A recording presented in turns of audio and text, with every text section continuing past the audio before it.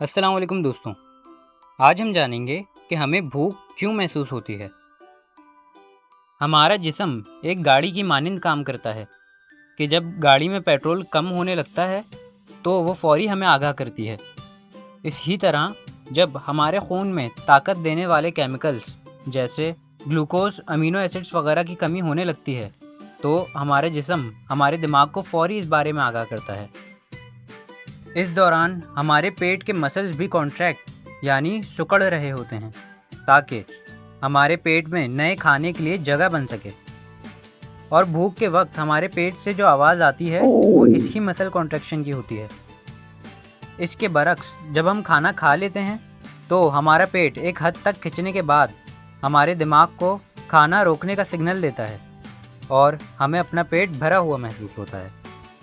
शुक्रिया।